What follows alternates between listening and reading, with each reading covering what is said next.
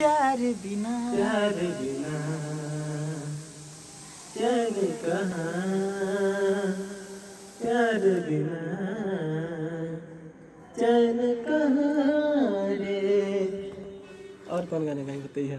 मन के सवरिया,